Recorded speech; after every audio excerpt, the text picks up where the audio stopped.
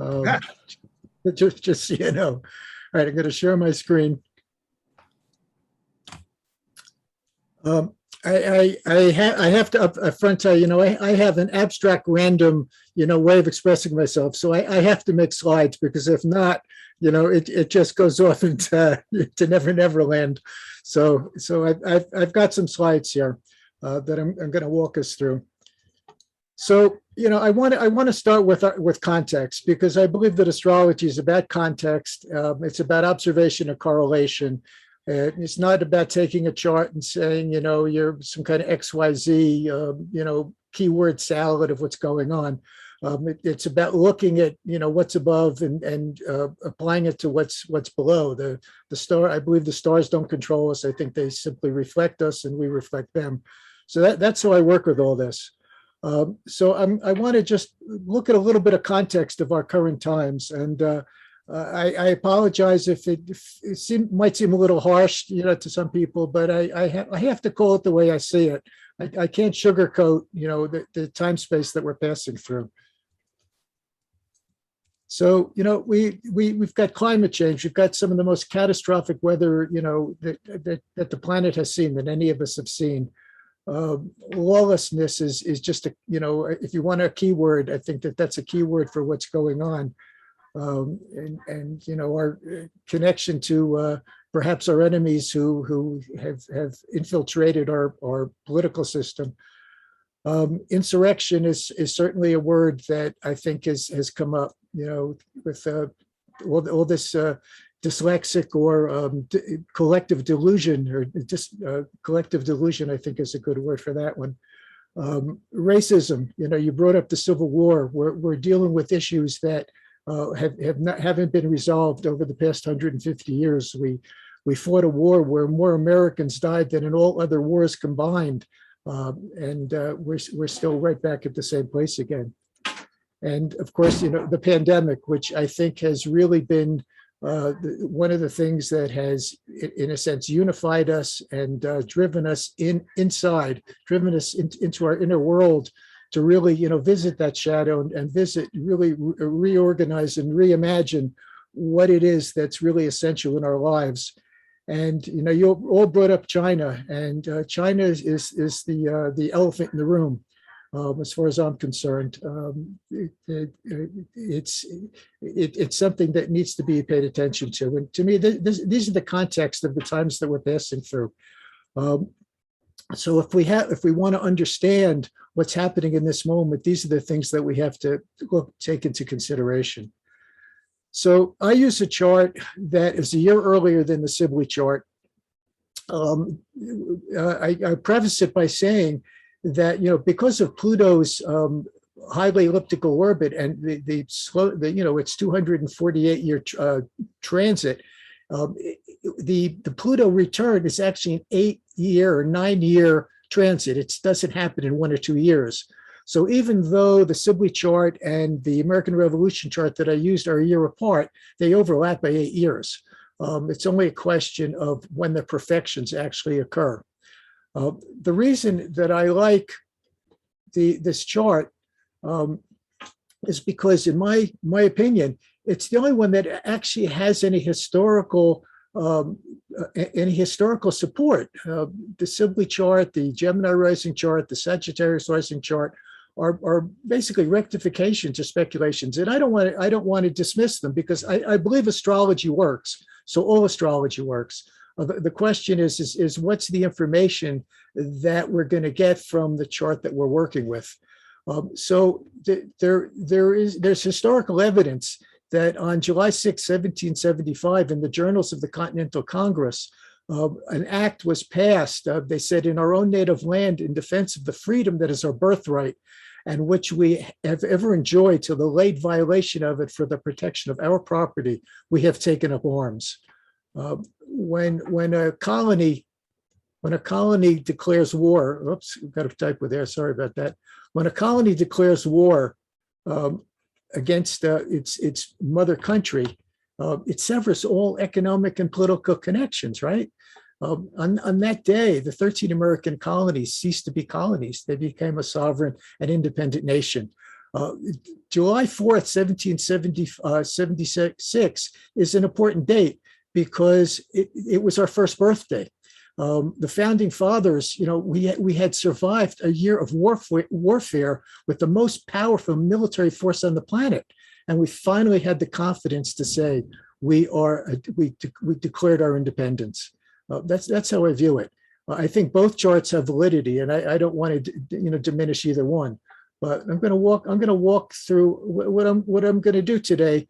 Is I have two snapshots of recent events, and we're going to stay in this moment and look at this moment and see how this moment has affected this chart and what kind of information it can tell us.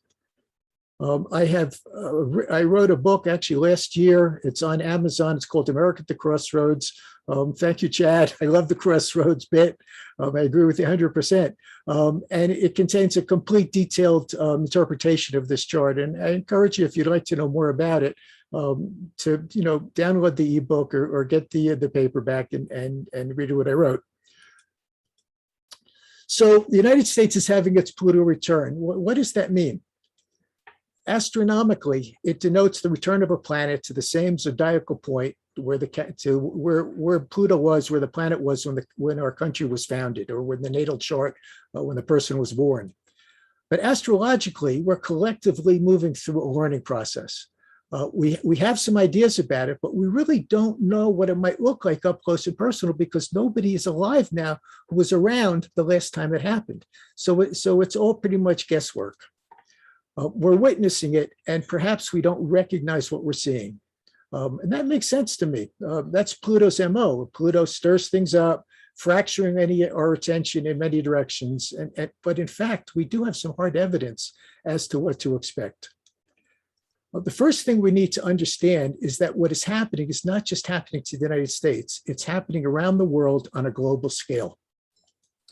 We've got cataclysmic weather and seismic activity of unprecedented magnitude. We have a global pandemic that puts all the previous pandemics, I don't want to say to shame, but really is just way beyond anything that's happened before in recent history. We have mass shootings, schools, churches, synagogues, and it's almost, some weeks go by where it's every day. There is some kind of gun violence, extreme political polarity, and our country is built on a two-party system, and we have had other times where the polarity has been intense, but it's never been quite this tense. And it's driven by subconscious beliefs, and we'll get to that. And Chad referenced the Neptune opposition. I'm going to talk about that a little bit a little bit later. There's also this international polarization where the Western countries are lined up against the BRIC nations: Brazil, Russia, Iran, and China. It's two camps, and the camps are fortifying themselves and digging in. And the reemergent racism and xenophobia. And like I said, earlier, we fought a war, in this country 150 years ago. More Americans died in that war than in all the other wars combined. More Americans died in Gettysburg than at D-Day. It's a little known fact that was shed over racism and slavery. And we're right back there again. We haven't come anywhere in 150 years. We're right back at ground zero. The militarization of the police is something that has just creeped into our culture. The police are driving around in armored vehicles, and we see what's happening with George Floyd and in Michigan and around the country. It is just I attribute it to the fact that we've been in these wars overseas, and these guys are coming home, and I give them great credit, and I honor them for the service that they performed. But you go overseas, you go to Kandahar, you go to Iraq, and you get brainwashed, you become xenophobic. So you come back home. Where do you go? You go into the police department, into law enforcement, and that's what's happened. I don't want to digress, but the Romans, were also warlike culture, but when the soldiers came back, they would spend time with the Vestal virgins. The Vestals were not virgins, and I'll leave that to your imagination to be reintegrated back into society, and to shed, the anger and the fear and the xenophobia that they had been programmed to believe. Authoritarianism is spreading around the world. I believe the last I read, there's something like 26 or 27 countries in the world with authoritarian regimes, and it's at the steps of our own capital.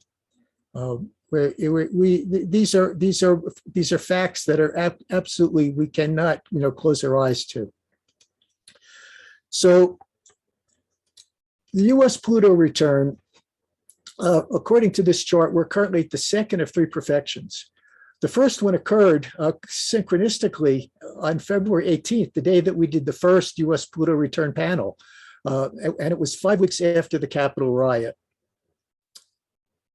The transit of Pluto in Capricorn, conjoining the fourth house US Pluto in Capricorn, is causing and will continue to cause the release of evolutionary dynamics that will precipitate dramatic and long-term changes to the structure of power of the United States. Pluto is the evolutionary engine. Yes, it's transformation, it's our shadow, it's what's buried, but it is what drives evolution forward. Evolution is not a fact, not a theory, it's a fact. And it is held within Pluto. Pluto holds the entire a load of information of what came before. It's our karma. In terms of an individual, it's our life lessons. And in terms of our country, it's what we've brought with us. And in our case, it's what we brought from the old world.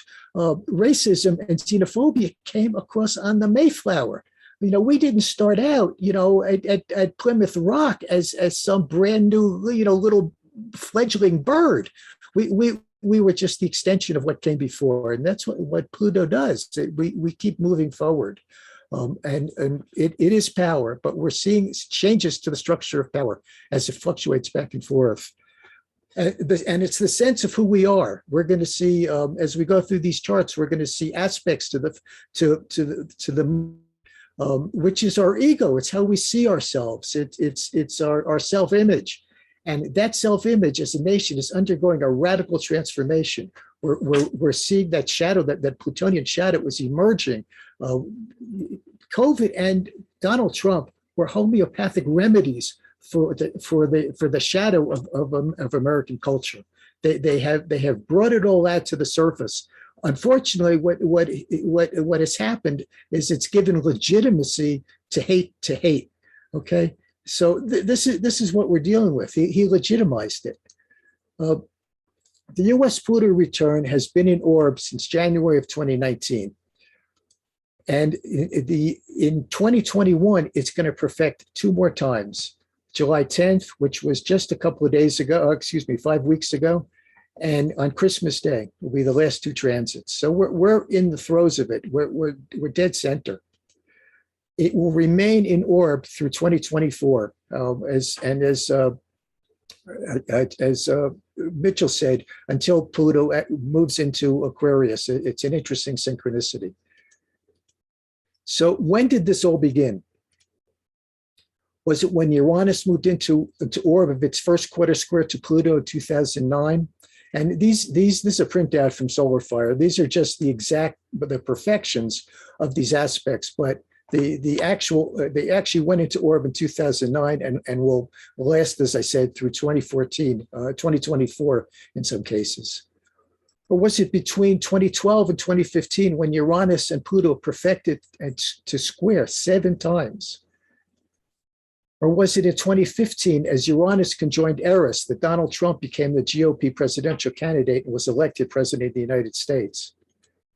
Or was it in 2017, as Pluto moved into orb of the current historic epic square to Eris? And I'll address this again. I've spoken about this for the past 3 years, that we realized that Donald J. Trump appeared more like the Antichrist than a great American statesman. Or was it in 2020 when the square from Pluto to Eris perfected twice, presenting us with COVID? Pluto and Eris have two more rounds on August 27th of this year and a final time in October of next year. Clearly, we are moving through one of the most transformative times in American history. Those born with Pluto and Libra lived through the Great Depression and World War II. But those of us who came of age in the Leo and Virgo and Libra generations, perhaps our current time, maybe it's more traumatic for us.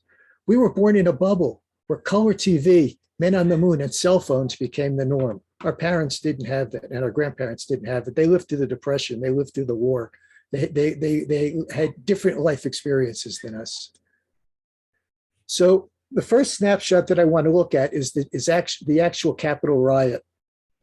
Let me see if I can move this. Yeah. Okay. I've got all you guys covering my slides. So we've got Pluto in this chart. Pluto's in the fourth house, and the fourth house represents the foundation, the base of our society. Its deep-rooted traditions. It represents the common people, the opposition to the government, and the ideologies of the mass of the people in opposition. And these mundane astrology interpretations I'm taking from, can't remember his first name, Nicholas Campion and Michael Bajan and Charles Harvey. And also, I have some quotes here from Deborah Holding. So Pluto represents all things that are hidden and secretive in society. It rules the shadow of the collective, secret police, organized crime, and self-destructive impulses. And it rules what Jung called psychotic outbreaks in the collective unconscious. And we're going to see some recurring themes here as we go through these charts. It's going to come up in both of these charts because obviously the outer planets haven't moved that much since January to August. But just let these interpretations just kind of receive them and see what it suggests to you is unfolding and how it's unfolding. The moon, at this chart, the U.S. was having a lunar return. So, like I said, the moon is our ego. It's our self-image. It's a revisit and a new cycle beginning of how we're seeing ourselves nationally. Deborah Holding says that the first house where the moon in Libra is in this chart is the common people and the state of the nation, the country and its inhabitants as the whole. And it's the general condition of prosperity and public health. Ring a bell? The moon is the masses, the common people again. So, I mean, it's not just the house, but also the moon itself here in the first house. It's a doubled dynamic, a doubled archetype that again is the masses and the common people and the population as a whole. And it represents the popular opinion and popular and mass ideologies. The moon in this chart rules the 10th house. The 10th house has Cancer on the cusp. And it correlates to the presidency, to the governance, to the ruling power, and it's a lunar return, which is a new cycle, as I said, of a national image. The fourth house represents the foundation or base of society, and its deep-rooted traditions. It represents the common people, the opposition to the government, and the ideologies of the mass of people in opposition.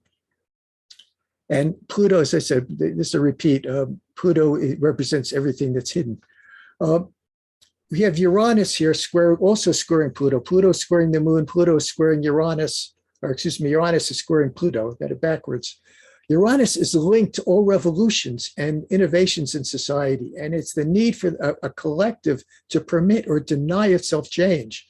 And it's upheaval at all levels in a nation. It's exactly what we're going through, where there is a portion of us that want us to move ahead, and there's a portion trying to pull back. Jeffrey Wolf Green says that Uranus, the people with Uranus, everybody wants things to change, but some of us wanted to change by going forward progressively. Some of us wanted to change by going back to the way that it was.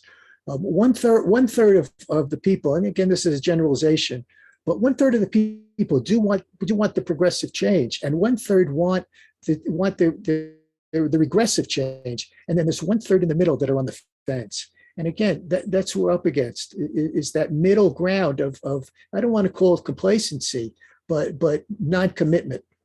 And the eighth house is public mortality. It's the death rate, and it's the kinds of people who die. In evolutionary astrology, the eighth house correlates to the challenges that Pluto puts in front of us that we have been unable to resolve or face on our own. It puts a wall in front of us, and it points to that wall, and Pluto says, you're going over that wall. Do you want to go head first or feet first? That's what happens in the eighth house. It's our most difficult challenges. And we've got also a square to Mars. Mars is at 29 degrees, Pluto's at 24, so Mars is separating.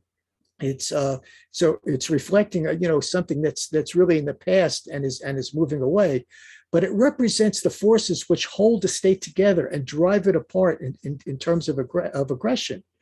It shows that which helps a society to grow and assert itself, and it can show internal violence from criminal and antisocial acts or from riots and rebellions. It rules the seventh, correlates to public enemies, enemies of the nation, outlaws and fugitives who are not imprisoned. Hold on to that. It's going to be a recurring theme. So if we break down some of these aspects again, we see that this is the Neptune opposition that Chad is talking about. It occurred last in the years leading up to the Civil War. And surprise, surprise, here we are again, fighting those same battles of beliefs and collective delusion. It's a deep polarity of beliefs that must be balanced. And peaceful resolution of conflicting beliefs through mutual understanding, forgiveness, acceptance is essential to the survival of the nation and the advancement of that which serves the greater good. We have to come to terms and understand, that this is we need some forgiveness. I'm not saying we forgive somebody who invaded the Capitol and wanted to tear it apart. But we have to understand that these are people who are angry. And, there's part of me that understands why they're angry. Okay. And I don't want to get into the politics. I certainly, I think QAnon is madness, but, the vaxxers, the anti-vaxxers, astrology is a science. I'm a scientist to a degree. I have to go with the science. I may not agree with it. I may know all the things that are wrong with it, but it's a matter of life and death. We have to face the realities of life and not just follow some ideological whim. And the Neptune opposition is causing dramatic exposure and conflict, causing by increasingly divisive social, political, and economic polarity. The nodes the transiting nodes are in third and ninth house. The third house are rumors and propaganda, the press, post office. We had some post office crises this year. Communications networks, certainly all of the social networks, I think, fit into that category. And news publications of all kinds. We've got Fox News and CNN, facing off every day in the press. And the ninth house is religion in the church. I mean, hello, I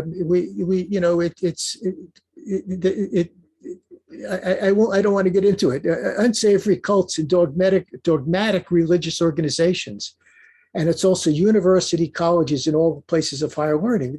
Again, this is one of the great debates that we're having. We open the schools. Do the kids have to wear masks? Who gets vaccinated? Do we have to? They have. These are the issues that are on the table. And Mercury rules the 11th house. It's about Congress. And we see the deadlocks in Congress. Neptune, more than any other planet, is associated with subversion. It rules socialism and all new visions and dreams of the perfect society. And the people, excuse the typo, the people who promote such dreams. It can rule delusions and therefore disillusion. And Vesta. I alluded to Vesta before. She's about authenticity. She was tasked with guarding the sacred fire in every home and in the community. They were revered above the senators in Roman culture.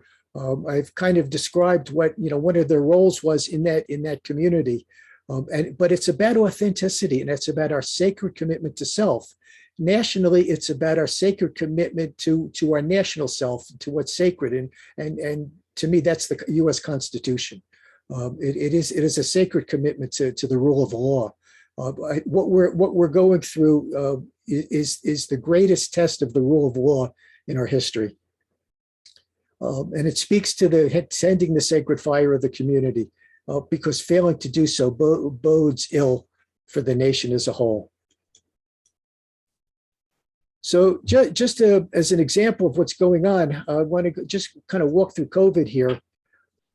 In January 8th of this year, COVID peaked at almost 288,000, almost 300,000 new cases. On August 7th, just a few weeks ago, actually just last week or so, it bottomed out at 4,000 new cases. Okay. On July 10th, it actually, I think that these charts don't, oh, excuse me. This was June 27th. I'm sorry. This is the date that I took these graphs from. So on June 27th, it bottomed out at 4,000 cases. On July 10th, which is the date that I'm using as the second Pluto return, there were almost 9,000 new cases. We were all the way on the back up again. And as of the other day, when I put these slides together, we were at almost 256,000 new cases in the United States. We're right back where we were at the peak of the third wave. We're headed right to it, and maybe even going to surpass it. I don't want to get into the science of COVID. I'll leave that for another talk. So if we look at the Pluto return at the July 10th date, again, we have Pluto, fourth house, which I kind of reviewed, but it is in a sesqui-square to the lunar north node. And we know that the lunar nodes are our karmic trajectory. They are the evolutionary pathway from past to future through the present. But it's a probable future. There are many futures that are out there. It is a hologram. And the future is determined by the choices we make in the present. What we choose today is going to determine what happens tomorrow. Eris is squaring Pluto. We'll talk about this, actually, Pluto squaring Eris. We'll talk about this as well, because not only is Pluto squaring Eris by outer planet transit, but Eris is squaring Pluto as a transit from Eris itself to US Pluto. And Eris generates evolutionary crises which seek to resolve long-standing issues which have found no other means of resolution. Eris, believe it or not, is our friend. She's chaos and discord. She's culpable, or assigned culpability for the Trojan War. But at the end of the Trojan War, one of the members of the Trojan royal family, whose name was Aeneas, anybody who studied any mythology is familiar with Aeneas, sailed to Italy and founded the city of Rome, which was a civilization that lasted for 1,000 years. So this is the type of space that we're moving through historically. Yes, we may, the Trojan War was the end of the Greek classical age. At the end of that time, all of the heroes of the Greek culture were in the underworld. Odysseus visits them in the Odyssey. So we've got both sides here, shadow and light. But at the moment, we're seeing the shadow. Seventh house, again, public enemies and Pluto. Those we've kind of reviewed those. But again, these are recurring themes. So what you see in black here are all recurring themes. This Pluto return occurred at a Cancer new moon. So not only is it a solar return for the country, but it was a new phase a moon as well. So it's a doubled new cycle of self-becoming that was initiated at this new Pluto return cycle. And the 10th house, again, is the presidency. It's the governance, and it is our national reputation. And at the same time, Pluto was also sesqui-squaring Jupiter in the 9th house. So the ninth house is, society or nation needs common values and belief systems if it's going to hold together. And this is what is ruled by Jupiter in mundane astrology. Thus, Jupiter represents the law and represents religion. And in this chart, Jupiter rules the third house. It's our rumors, our propaganda, the press, and all of the news publications. And so we've got all these things in the mix. What is true? The Gemini Sagittarian nodes are all about truth and untruth. They're all about beliefs and ideas. An idea is not a belief. An idea is just something that we think. That doesn't make it real. But I'll come back to that idea in another slide or two. And again, we have a square also to the moon from Pluto. I think we looked at that in the capital Raya chart. Huge changes to the way that we see ourselves, to the American ego. So we do have some facilitating aspects, but we have to understand that everybody sees a grand trine and says, "Oh, I'm so happy I have a grand trine, and I don't want to have a grand cross." Well, it happens that the grand trines can make us into a couch potato, because a trine will come and will pass totally unobserved. We have to engage with it. We have to engage with our north node too. The north node is a little bit more potentialized, but a trine doesn't really, it has potential, but we have to step into it. Unless we actively reach out and work with it, it'll probably pass by, and all of its benefits will pass us by. But this is activating a grand trine that is in the US chart to begin with, between Pluto, Ceres, and Mars. What's interesting about this transit is Pallas Athena. Pallas Athena was the most important member of the most important female member of the Greek pantheon after Zeus. Both Homer and Hesiod, when they talk about the pantheon, in this order they list the gods. It's Zeus, Athena, Apollo. She was above Hera. She was above all the other goddesses. She was the most revered goddess of the pantheon. Athens was named for her. She was a woman in a man's world, but yet she fled fiercely in battle. But she also supported the work of weavers and potters, and she taught men how to harness horses to aid their labors, among other things. There isn't room here to list all of the things that she did, that she has done, but she's an amazing figure in Greek mythology. And she, here she is, prominent in this chart. Look what's happening in Congress. For the first time in history, we have two women who when the joint Congress meets, it's Nancy Pelosi and our vice president. Her name escapes me. I'm sorry, that's my random abstract mind. Two women sitting there chairing Congress. It has never happened before. And the progressive movement is all headed up by these younger women congressmen and senators. The squad, these progressives. I'm proud to be from New Mexico with Deb Haaland, the first Native American, on the cabinet who has governance over the Interior Department. Thank God for her to be able to save all the destruction that's happening to this western countryside. That is really my playground. And here she is in the sixth house, which rules, by the way, public health and health workers and the health of society. It doesn't need any explanation. We can all see how that's working out. And again, we have Mars here trined. We had Mars squared at the capital Raya. Now we have Pluto in a trine to Mars. But again, that trine could also be a very aggressive thing. It doesn't mean that it's going to be non-aggressive. Just because Mars has a trine doesn't mean that it's all of a sudden going to become placid. And it's in it's the 12th house. It's the prison systems, criminals, spies, secret enemies at home and abroad, and underground movements, covert societies, and hidden groups. And then Ceres.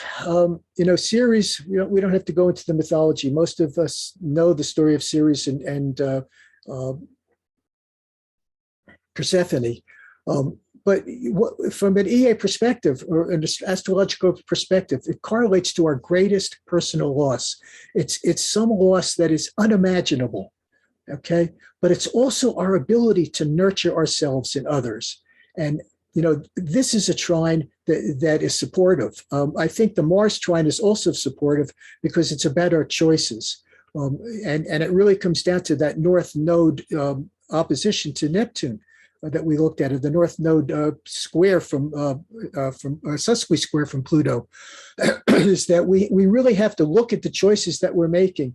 And COVID is teaching us that we really need to nurture ourselves and nurture others, that it's nurturing that's important, that it's that kind of bond between us that makes us healthy.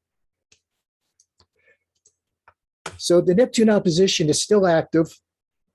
We see it right here. It's been in orb to US Neptune since April of 2020. The opposition perfected last year in August, and it perfected in March of this year, and it'll be in orb through January of next year. And it last occurred, as I said, during the American Civil War. And I'll repeat it, it's causing dramatic exposure and conflict caused by increasing divisive social, political, and economic polarity and beliefs. And Mars again, we've got an opposition to Mars. Now my favorite new planet is Eris. Like I said, she generates evolutionary crises. And she's in the 7th house, public enemies, enemies of the nation, outlaws and fugitives who are not imprisoned. So, we saw a picture of not our late president, but our previous president and Vladimir Putin.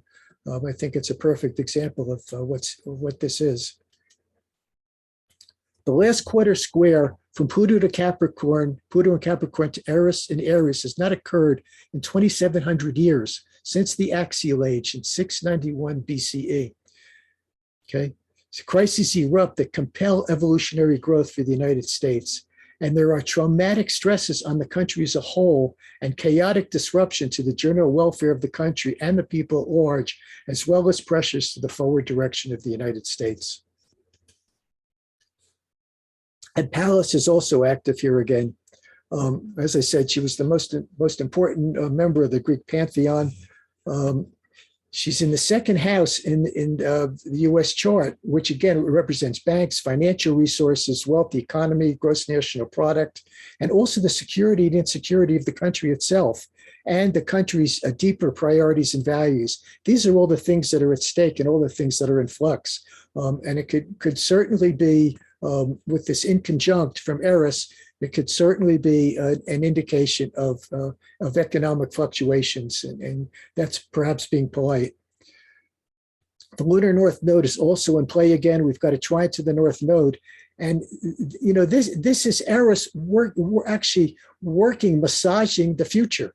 We're seeing the future emerge, but it's we're still the little chick, pecking our way out of the egg. Okay, we still have to fight our way into life. It's not getting handed to us. We have to earn it.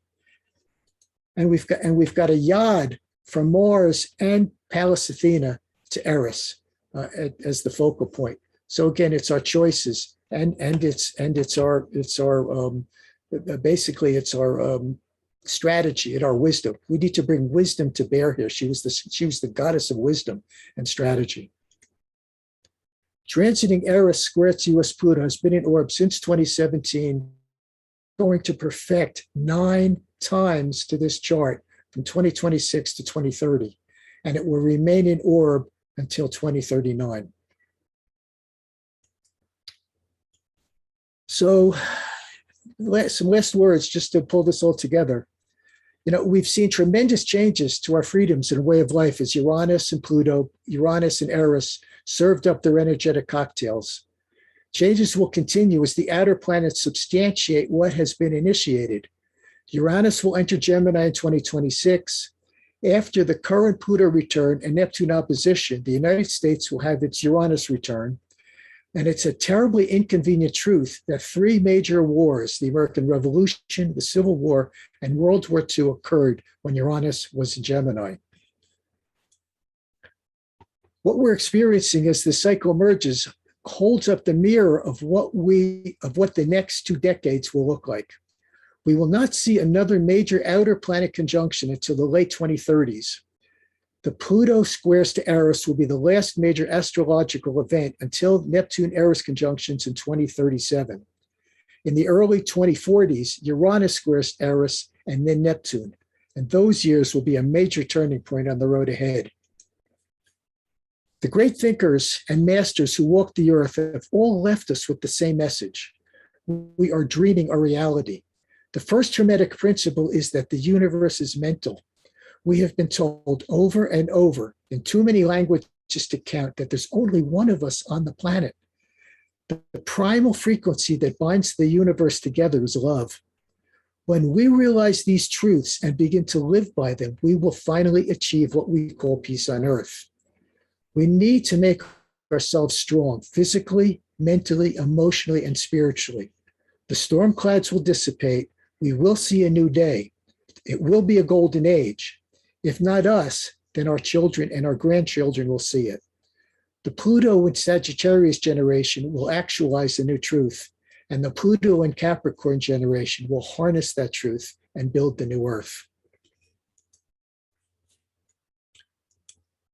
Thank you.